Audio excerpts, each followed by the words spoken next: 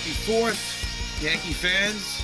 Can't imagine that it would have been a great one based on the Yankees. Hopefully you were doing something else, because this really should have been, not should have been, but kind of felt like they got swept. They didn't get swept, actually. They lost 2 out of 3, but may as well have gotten swept. Same old problems exist with this team. Yeah, it's trends continuing. And just when you think, oh, like that was their worst loss. Oh, no, that was their worst loss. No, that's their worst loss. It's just one of those things. It continues to spiral out of control and get worse. And this is a series that the Yankees could have easily won. Absolutely. Like the double header, they could have easily won both of those games. No question. I think the main theme here for this series and what's been going on lately, beyond just sort of the general malaise of the team and just the construction issues and appearing lifeless at times, although that's debatable, I guess. In baseball, that can be tough to really gauge. It's Gerrit Cole and Aroldis Chapman. And ironically, these two were announced to the All-Star team today. If anyone cares, Aaron Judge is a starter for the American League, and then Gerrit Cole made it, and Aroldis Chapman. And there was a point in time this season where, I mean, those two were unbelievably good, to the point where Gerrit Cole was going to be like the definite, depending, of course, on, like, the rule is if you start on the Sunday before the All-Star game, like, you don't play in the game. So depending on all, throwing that aside, Cole was going to be the starter for the AL, and he still might. He actually still might, but here nor there. And Chapman was going to be like the definite closer for, like, so not only were they like all-star recipients, but like the top at their level as well. And that's probably why they still made it, like, just because of the great start they got off to. Cole, I believe, deserves to have made it, again, taking all the spider, we'll talk about that, the spider attack and all that aside. Like, Cole has not done poorly enough to lose that spot. Chapman, on the other hand, let me just see what Chapman's ERA is now. And Chapman was, as I had said in earlier episodes, honestly, like, the best that I had seen him, like, maybe ever as a Yankee. He was that good. Yeah, it's up to 4.71. Yeah, he is no all-star. I mean, it didn't take, like, just seeing that just kind of even, further solidified it. But the guy is awful. What a terrible decision. I had said in the last episode, he should not be the closer for the foreseeable future. So when I looked at this Mets series, I knew Chapman's going to blow one of these games. And as soon as he came in that situation, it was done. It was a matter of how bad would it get. And he didn't get anyone out. So, and Cole up 4-1 in a shortened game. So, hey, give him 6, and then you get one more inning, or even 5. Give you 5 innings. He goes 3 1/3, and just an awful outing for Cole after his bad outing against Boston last time, and then he goes back to Houston for the first time in a hot Astro club. I mean, why shouldn't he get beat up in that one? So, yeah, with Cole, I think that it's going to be a rough go for him for a bit. Do I think that he'll eventually, figure it out? Yes, I do. Will it ever be to the standard that he had been? That remains to be seen, but it's going to be a rough go for Gerrit Cole in the near future. And the same thing for Aroldis Chapman. And that is definite cause for concern. And that's not even including just the general problems that this offense normally has. Another tough series for the Yankees. And, let's just go through it. In game 1 of this series, it would be Jordan Montgomery versus Taijuan Walker. And Montgomery he's generally been kind of a bend but don't break pitcher this season. I haven't hate what I've seen from Montgomery this year. The Yankees are at the halfway point, so you see a lot of report cards and things like that. For me, Montgomery, it's kind of in that B- C+ range for him. And this ended up being a not so good outing for Montgomery, but he was, sort of able to navigate, but he was always getting into trouble, and eventually he came back to bite. Taijuan Walker, good outing. Really solid outing. Didn't need to do much, but he had a no-hitter going into the 6th inning. I should mention that the first game of the series was postponed. The Friday night game postponed. So it was a situation where you had this Montgomery-Walker matchup, 9-inning game, and then the doubleheader for the Sunday slate So 2 7 inning games there. So that, in some ways affected the way, like, not in terms of like the pitching matchups necessarily, but of course it's going to be a factor. In this one, the 1 9 inning game, yeah, I mean, the Mets just destroyed the Yankees in this one. This wasn't close. Losses like this are a lot easier to take than like the game 2 of this series, the game 1 doubleheader game. That one sucked for many reasons. But yeah, in this one, the Mets were getting chances, and Montgomery was really finding his way to navigate out of it. Where the Mets got the first 2 runners on in the first inning, Nimmo and Lindor reach. And I will say in this game, a lot of bloopers, a lot of soft contact hits that got through the infield. So give the Mets credit for making contact, but also Montgomery and company. Pretty unfortunate what had happened in this game. It was a little misleading in that sense, but still, Mets win this game regardless of anything.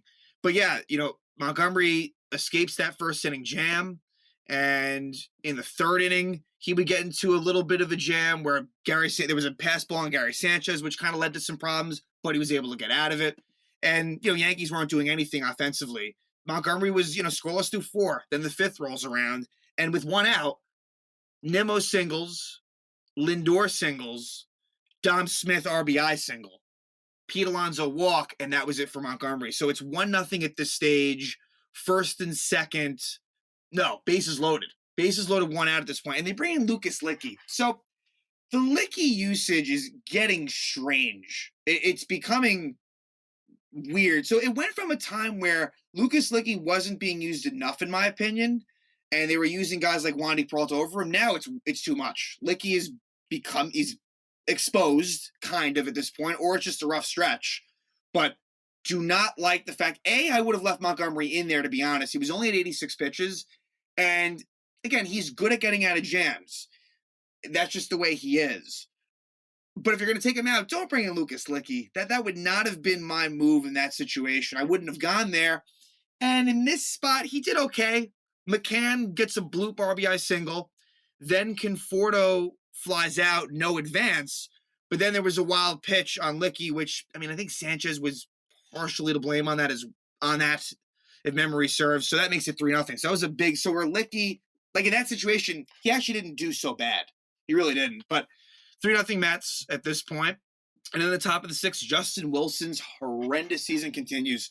I don't know how it works contractually, but yeah, he should not be on this team. I mean, the 2015 Yankee Justin Wilson, which landed the Yankees in a trade, Chad Green, who we'll talk about, and Luis Sessa. Think about that the Yankees traded away Justin Wilson, and they got Chad Green and Luis Sessa, guys that have been contributors to this Yankee team for a while now, for the last like 5 years, 4 or 5 years at least. So Wilson's really bad now. And again, some of the hits by the Mets were not hit hard, but Justin Wilson is got to be low in that pecking order. And you really don't want to see him on this team a whole lot longer. It's just not good. So Jeff McNeil singles, Peraza singles, Nimmo singles, and then it's a bases loaded walk to Francisco Lindor, makes it 4-0, and then a opposite field 2-run double for Dominic Smith. So no outs for Wilson, 6-0 Mets. Michael King comes in, and Michael King, as a reliever, is so much better than as a starter. And Michael King also is better when the Yankees are losing. He is a very good innings eater and can be effective, but when the game's close, he's just not as good. So King almost escapes this Wilson jam at 6-0. Strikes out Alonso, strikes out McCann, then Conforto walks, so it's bases loaded. But then it's a 2-run single for Pilar. So any chance the Yankees might have had, that 2-run single by Pilar really sealed it completely. And so it's 8-0 at this point. But King would go on and pitch really well. I'll give you his numbers after I'm done here. But Judge would break the no-hitter and the shutout with his 19th homer of the year, and that would make it 8-1. Then with 2 outs, Stanton singles, Voigt's hit by a pitch, Torres walks, and Gio Urshela, just kind of one of the few consistent guys on this team, just generally speaking, gets a 2-run single, makes it 8-3. And at this point, Miguel Castro had come in the game for Taijuan Walker, so Castro did not do well. Then Jeurys Familia comes in and strikes in Andujar. I actually would have considered Rougned Odor. Not a big Rougned. Like, I like Endure more than Endure, generally speaking, but given this matchup and everything about it, I would have given Odor a shot. Maybe see if he can hit a 3-run homer, make it 8-6, but they stick with Andujar, and he strikes out. Yeah, then from there, no more scoring, and the Yankees went down 1-2-3 the rest of the way, and Michael King pitched really well and kind of saved the pen. So King ends up going 4 innings, 3 hits, no earned runs, 1 walk, and 9 strikeouts. Really, the 9 strikeouts was impressive, and it just kind of goes to show you maybe he just isn't, unfortunately, built up for like the key, crucial, close game situations, or maybe he's just young in this league and will develop in that way. But Yankees lose it 8-3. Not much else to say. Let the bad times continue, and we move on to the doubleheader. Garrett Cole versus Marcus Stroman. Certainly a winnable matchup for the Yankees. In this one, Tim LeCastro would make his debut as a Yankee. And yeah, other than that, Higashioka catches Cole, which in a doubleheader makes sense moving forward. I don't know. Although Higgy has, when Higgy catches Cole, he actually does get big hits along the way. So I'm fine with it. In this one, again, the home run ball bites Garrett Cole early. First inning, Dominic Smith, who to that point in the series gave the Yankees a lot of problems. And Dominic Smith's been pretty hot lately in general. So that makes it 1-0 Mets right there. But in the bottom of the second, Yankees get going. Stanton's and Stroman did not have a great game today. Stanton singles. Then the Yankees get lucky where Francisco Lindor botches what could have been a double play. Everyone's safe. Urshela reaches, first and second, no out. And then Glaber, because he hit the ball so softly to short, they don't get the double play. So Glaber, again, it's been a really rough go for Glaber Torres this season. It's been bad. So Torres, which also reminds me, because I may forget, Tyler Wade was sent down to AAA. The Yankees activated Wandy Peralta from the IL. Tyler Wade sent down, which I was a little bit surprised about. But I guess with Tim LeCastro as that pinch runner, I guess the need for Wade wasn't really there, and Gio can play short, so not a huge deal. But Glaber's struggles continue.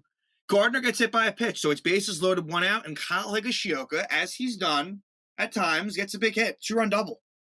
Makes it 2-1, and then Tim LeCastro gets a sac fly, and his first at bat as a Yankee makes it 3-1. Then in the top of the third, Cole runs into some problems. Not so much his fault. Gio makes a rare bad mistake in the field where Guillorme gets an infield single. Gio tries to get him out at first, throws it away. Should have just ate it. And that led to some other potential situations. And eventually it was first and third, 1 out, second and third, 2 out. But Cole was able to strike out Smith and Alonso. So, all good at this point. Then in the bottom of the third, the Yankees score another. Judge singles, Voit singles, so it's first and third. And then Stanton, it's the classic Yankee double play, but it scores a run, makes it 4-1. And this is where then Cole needs to lock it down. At this point, the pitch count was solid. It was a little over 50 pitches, but he really fucks up in a major way by walking Conforto, who he was ahead of. I feel like Cole has been ahead of the hitters. And even though he does get like 6 strikeouts, like he did have some put away stuff in this one, it was a struggle. Conforto leadoff walk, not what you want. McNeil single, McKinney walk. So bases loaded. Then Tomas Nido, RBI single, 4-2. He strikes out Guillorme, and then Brandon Nimmo gets an RBI single. So 4-3, and Cole's done. And I agree with it. Got to get him out of there. That was going to get worse before it got better. And then Jonathan Loaisiga comes in, and Loaisiga does a really solid job. Lindor does get an RBI single to start that, but it was kind of just a seeing eye, kind of, through the hole. Past the second baseman, wasn't hit awfully hard. Does it before. Then Loaisiga walks Smith, but then Alonso grounds. And I should have mentioned on the Lindor single, bad base running by Nimmo, who gets thrown out at second. Not sure what he was thinking, but that really helped the Yankees in that situation, as that was the second out, and then eventually Alonso grounds out. So Alonso at this point in the series, until the end of this game, totally didn't do anything until the 9th inning, or I guess in this case the 7th. But in the 5th, Loaisiga pitches a 1-2-3. Again, Loaisiga and Chad Green are just the guys you want in there for this bullpen right now. And I think getting Zach Britton back and healthy, the injuries are frustrating, but they could really use them. There's no question. So bottom of the 5th, with 1 out, LeMahieu singles, Judge singles, first and third, 1 out. And what do you know? wild pitch scores a run. The Yankees score a lot on the wild pitch or pass ball, and so LeMahieu scores, but that would be it. Voit would fly out and Stanton would fly out, so it would be 5-4 Yankees. And at the top of the sixth, Loizaga would get a couple of outs, but a couple of guys would get on, and he had thrown a lot of pitches. And I want to see that actually. So Loizaga ends up throwing. Let's see here. I bet you it was near 40. 41. 41 pitches for Jonathan Loizaga. Great work. He went 2 1/3, 2 hits, no earned, 1 walk, 4 strikeouts. Excellent job. Chad Green comes in. Chad Green gets the job done with first and second 2 out. He gets Dominic Smith to fly out. So I'm thinking right there, okay, Green. So again, 7-inning game, go to Green. I know they said they wanted Chapman. You know, Chapman's still the closer, this and that, but it's a 1-run game. It's a big game. Just don't do it. And you know what? And you have a built-in excuse. You could make the argument. Look, we have a doubleheader, and you know Green already got the 1 out, so we just wanted, for the sake of keeping things alive, we wanted to just go with Loizaga and Green. Instead, what they decided is we're going to save Green for the second game, which they did. I'll give them that. They absolutely did, and it worked in that sense. But when you're in that moment, go for the win. Like don't be. The word isn't afraid, but I don't care that it's Aroldis Chapman. He's been absolutely terrible. It was a first guess by me. Like, when I saw him coming in, I knew it was trouble. This wasn't like one of those things where after the fact, it's like, oh, you shouldn't have done that. Immediately, it was wrong. So, and of note, Familia pitches a scoreless inning before that top of the 7th. The Chapman comes in, gets ahead of Alonso 1-2. Had him looking kind of bad, actually. Then he just throws one of his weak sliders, and Alonso hits a home run. Just like that. Ties it up. And then a 0-2 pitch to Michael Conforto, he hits him. A 0-2 pitch. Chapman's got no control of anything at the moment. And then he walks the lefty McNeil. And he's done. 3-batter minimum, out of the game at that point. Tie game, first and second, no out. And who do they bring in? Lucas Licky. It just doesn't make that much sense. The Chapman-Licky combo was what failed them against the Angels. So that combination, this Chapman-Licky, more so Chapman, I put way more blame on him, has lost them 2 series. They should have won the Angels series, and they should have won the Mets series, or could have at the very least. So Licky comes in, and other options you had, I would have went with Green. Let that be known. But once you burned him, you could have went with Darren O'Day, who did struggle in Game 2. I'm one of the few that doesn't mind Luis Sessa. I wouldn't have hated that. Licky had just not been good lately, and that would continue. Pilar, as a pinch hitter, gets a single, makes it bases loaded. Then he strikes out McCann, Licky. But then Jose Peraza gets a 2-run double to give the Mets a 7-5 lead. Nimmo 2-run single, 9-5. RBI single Lindor, 10-5. Totally, blows the game wide open. And then, that's it. So Mets win 10-5. Just a terrible loss to the Yankees. Terrible decision by Boone and company. Cole Chapman. This was, to me, really, when I look at this series, now you can look at the first loss, that was bad in itself, just completely got outplayed. But in this one, a win they had that they just let slip from their fingers, and it should have never happened. So going into the last game, it's like there's really no excitement, and in some ways, I wouldn't have minded a loss, just in terms of really driving that point home of some random hope of changes. Again, if they lost, would Boone have been fired? No. Especially after he got a vote of confidence from Hal. But, if George was around, and I think I might have said in the last episode that I don't normally say, if George was around, but if he was, and they got swept by the Mets after everything's been happening, Boone would be gone. Changes would have been made at the very least. But it's a different time now. But in this one, Gleyber Torres did not play. Gio would be the shortstop. And, Andujar would play for Locastro. Locastro would come in as a defensive replacement in this one. So Rougned Odor would be in for Torres effectively. And Nestor Cortez was great. Nestor Cortez continues to be really good. I keep on waiting for teams to catch up to him, but it's not happening. Its trends are continuing. Pitchers that have done well are continuing to do well. Pitchers that have done poorly are continuing to do poorly. And so Cortez really was awesome here. The Cortez-Green combo, which was a classic combination in 2019. For a good chunk of 2019, the Yankees had Green as an opener and Cortez as the bulk guy. And different order in this game, but, worked out really well. In this one, Cortez cruising along, and in the bottom of the second, the Mets pitcher would be Corey Oswalt, who isn't a great pitcher. He's been with the Mets for a few years, but nothing special. And the Yankees would get some stuff done. Luke Voigt gets a double to start the second, and then Ruben Odor gets a bunt single. And I like it. I mean, especially when it works, you're gonna love it. But you don't see that enough from the Yankees making things happen. Odor, as much as I think in general, I don't really like what he brings to the table. There are some intangibles that I do. The energy, bringing something just a little bit different, a little bit of a spark, and he does that. So Gio Urshela hits a 3-run homer. That's big. That is so big. When you have first and third to hit a 3-run homer, the Yankees hit so many solo homers. That helps win ball games. And that was the key to them winning this one on the offensive side, is Gio hitting a 3-run homer. That's it. That was huge. Cortez continues to pitch well. And then eventually in the fourth, he would give up a 1-out double to Dominic Smith, and that would be the end of the night for Cortez. Darren O'Day comes in, he did not do well whatsoever. He really didn't. But, when he left the game, the Yankees held the lead. But Alonso hits a 2-run homer, O'Day's first batter. So 3-2. Then McCann walks, Conforto walks.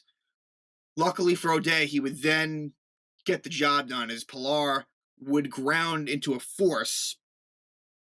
Conforto would be out at second, and then Jonathan Villar strikes out. So it stays 3-2. In the fifth, Chad Green comes on, and it was lights out. So Green pitches a 1-2-3 fifth, gets 2 strikeouts in that inning. Then in the bottom of the fifth, Aaron Loop comes on for Oswalt, and with 1 out, Gardner walks. And I like what I've seen from Gardner lately. I'm not a huge fan of Gardner, especially in his later years, but I actually think that Gardner's been pretty productive lately. So he walks, then LeMahieu walks. They bring in Miguel Castro, who had struggled the day before. Judge grounds out, advances the runners over to second and third with 2 out, and what do you know again? The Yankees score on a wild pitch. Gardner scores. That's a big run. It makes it 4-2. Green, 1-2-3 inning with the strikeout, and then in that last inning, 7th inning, it's an immaculate inning for Chad Green. He strikes out the side. So the Yankees have had 2 immaculate innings this year. They've had a no-hitter. They've had 3 triple plays. Like, they've had some things that are fun and different and unique, but it doesn't even matter. But Chad Green, unbelievable. Perfect 3 innings. Gets 6 strikeouts. He has been where there was a time recently where he was kind of struggling. This was so good by Green. So love to see that. Less Chapman, just less Chapman. Come on. More Loizaga, more Greens for sure. And hopefully they can get Britton back. And yeah, it could have been a different result, but either way, the Yankees got problems. Don't let this win fool you at all. This team's got issues. So Yankees head to the West Coast for the first time this year.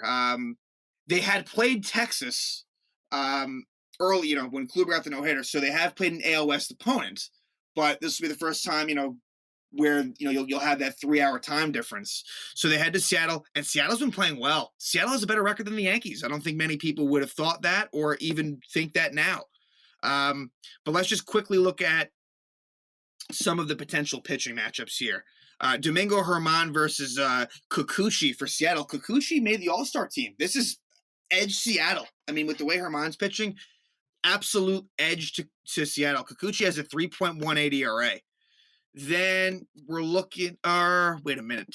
That might have been the Game 2 matchup. Hold on.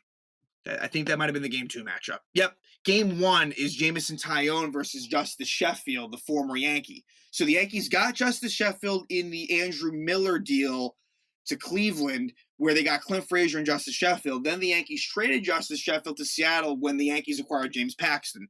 For Sheffield, it's been a rough go this year. And for Jameson Taillon, it's been rough on the road. So that one could go either way. That should be a fairly high-scoring game, even though it is the Yankees. Then, like I said, Germán, Kikuchi give the edges to Seattle.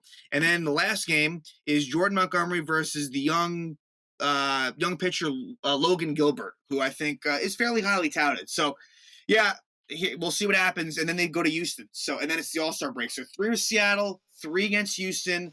Then it's the All-Star break, and boy, do the Yankees need it badly. We'll see what the last week holds for this team.